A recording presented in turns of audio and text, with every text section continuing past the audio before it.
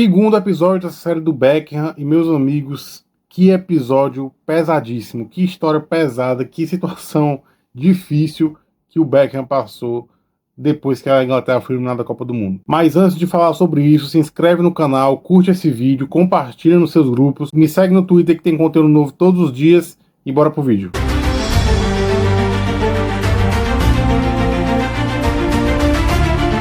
Esse segundo episódio é completamente pesado, a história, cara, assim, ele foi difícil de assistir, porque a gente vê a vida de um jogador, assim, principalmente esses mais famosos, e a gente não tem noção do que os caras passam, velho.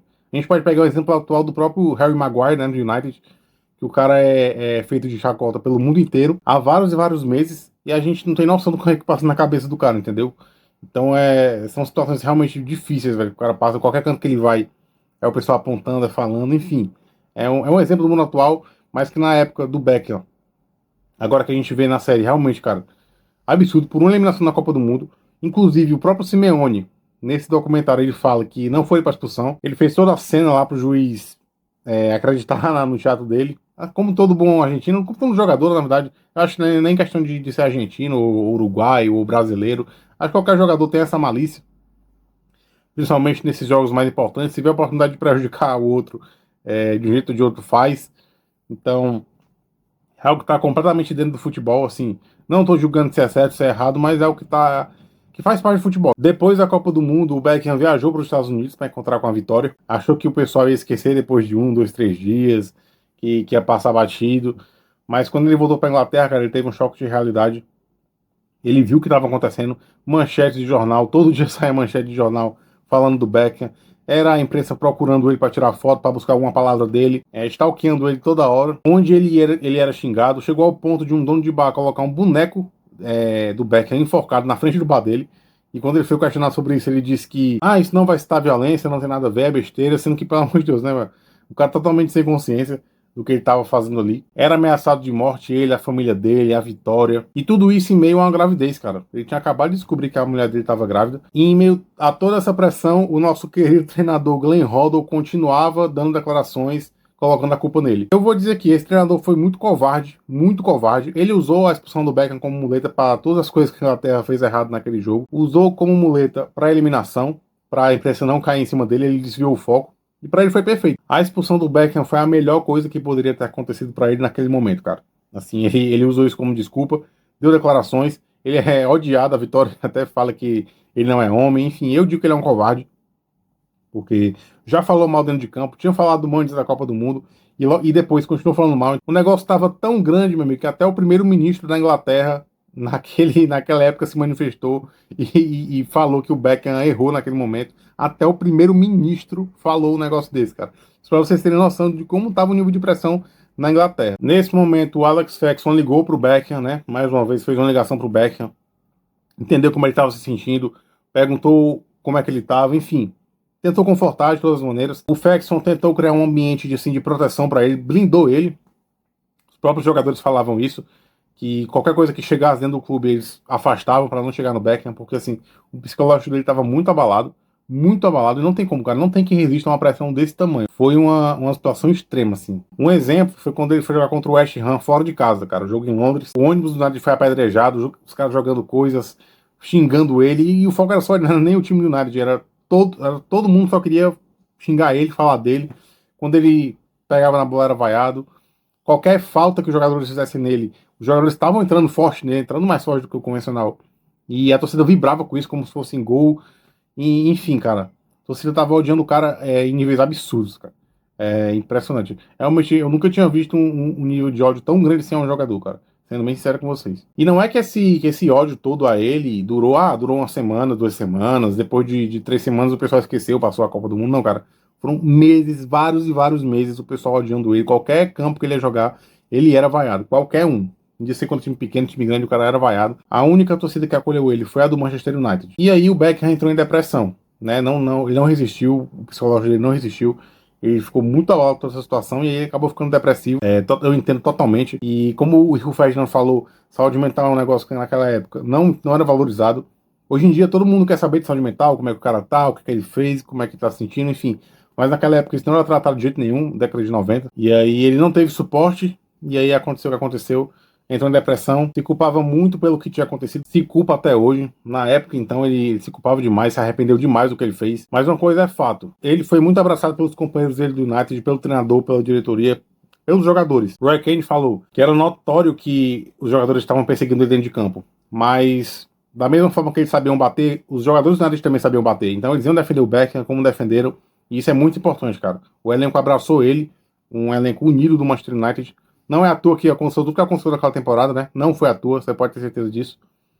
E para o Beckham, com certeza, foi muito importante, cara. Ele deve ser grato a todos esse pessoal que ajudou ele naquela época até hoje. E adivinha quem o Manchester United enfrentou nas quartas de final da Champions League naquela temporada, cara? Sim, a Inter de Milão de Diego Simeone. Ia ter o confronto Beckham e Simeone. Isso aí para a imprensa é um banquete, cara. Era só Beckham contra Simeone. Todo mundo queria saber como é que o Beckham ia lidar com a situação. Ele não estava no seu melhor naquela temporada, estava não cerca de gols, enfim. E naquele jogo, cara, o United ganhou com 2 gols do Dwight York, foi com 2 assistências do Beckham. E assim, calou todo mundo, né, cara? 2 assistências num jogo importantíssimo de quartas de Champions, para 2 gols do York, assim.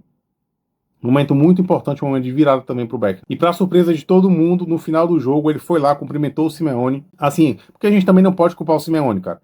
Ah, porque o Simeone fez essa cena com a expulsão do cara. Mais uma vez eu digo, isso faz parte do futebol, certo ou errado, isso faz parte do futebol. E não dá pra colocar a culpa de tudo que o Beckham sofreu no Simeone, cara. Porque o que o pessoal fez, o que os torcedores ingleses, o que as pessoas, os ingleses fizeram, foi totalmente justificável, cara. Tudo bem você ficar com raiva, você colocar a culpa nele. Toda vez que o Brasil é eliminado na Copa do Mundo, sempre a gente encontra um ou outro pra culpar e tal. A gente fica puto de verdade. Mas assim, isso dura pouco tempo, cara. Não dura meses. Você não fica meses procurando um culpado e atacando ele, xingando ele, ameaçando ele de morte, ameaçando a família dele, cantando músicas obscenas pra mulher dele. E assim, cara, não dá pra culpar o Simeone.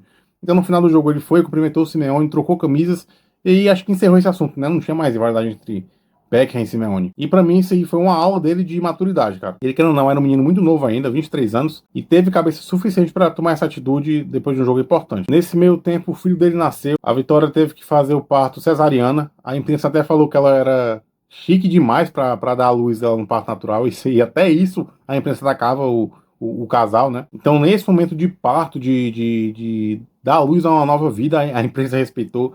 Todo mundo queria foto do filho dele. Nasceu o menino, o nome dele é Brooklyn Joseph. A imprensa chegou a pagar muito dinheiro, cara, pela foto do filho. Era caçando foto do filho com ele na rua, no carro, enfim, cara. E os próprios repórteres que fazem parte desse documentário falaram que se fosse hoje em dia eles não fariam, porque é um stalk muito pesado que você faz na vida de uma pessoa, cara, ficar perseguindo ela pra mostrar um filho dela recém-nascido. Assim, a troco de quê, cara? Não precisa fazer um negócio desse, cara, sinceramente. E nem nesse momento de nascimento ele teve paz, né? O cara foi perseguido pela imprensa, continua sendo perseguido pelas pessoas. O filho dele foi ameaçado de sequestro. Ele disse que não conseguia dormir direito à noite, ficava olhando pra porta porque ele tinha muito medo de pegar no filho dele. E, cara, olha o nível que chegou, velho. É uma situação totalmente inacreditável. E depois de tanto tempo, depois de tanta desgraça na vida dele, momento realmente, um período muito complicado, ele começou a dar a volta por cima, voltou a fazer gols em momentos importantes, e aí que veio o momento de glória. Naquela temporada, o Manchester United conquistou a Premier League, conquistou a FA Cup e a Champions League. A Champions League num jogo épico contra o Bayern de Munique no Camp Nou. Acho que os torcedores conhecem bem essa história. Mas o United saiu perdendo, não jogou nada. Foi um péssimo jogo do Manchester United naquela ocasião. E com 2 gols no finalzinho do jogo, um gol do Sheringham e outro do Solskjaer, que tinha entrado no segundo tempo, o United foi campeão, conquistou a tríplice coroa, a famosa treble. E aí sim, aí foi o ápice dele na temporada, cara. Levantou a taça. Ele cobrou os escanteios, né, que geraram os gols, então ele teve participação direta nos gols desse título de Champions. Então, mesmo depois de tudo isso, ele conseguiu ser muito decisivo para o United em momentos fundamentais da temporada. Isso mostra que o psicológico dele, querendo ou não, é muito forte. Depois de tudo que ele passou, ele aguentou, segurou a barra e no final foi premiado com a Tríplice Coroa, que é um momento muito raro no futebol. Poucos times conseguem um feito como esse, e o Beckham pode dizer que conseguiu com o United. E naquele mesmo ano ele se casou com a Vitória, um casamento extravagante, né, ao estilo deles, num castelo na Irlanda. Se casaram o Beckham com um terno roxo, a Vitória com um vestido roxo, e os convidados todos de preto, enfim, um negócio totalmente extravagante. Ele mesmo fala que não sabe por que fez isso, porque realmente fica feio, hoje em dia você olha, é feio, um terno roxo, mas enfim, isso é gosto de cada um, na época, né, era o jeito deles, enfim. que importante é que eles conseguiram unir. Era um casal realmente muito apaixonado, que no fim das contas se casou, teve um filho. Então esse foi o segundo episódio, gente, realmente é muito pesado. No final, assim, pra mim que sou torcedor, assistir aquele final do United conquistando os gols na final da Champions é muito emocionante, assim, um momento muito especial. Eu não consegui acompanhar, né, porque eu nem tinha nascido ainda. O jogo foi em 99, mas vendo hoje em dia, vendo nesse documentário, obviamente já tinha visto em vídeos, mas vendo esse documentário realmente é um negócio muito, muito fantástico, cara.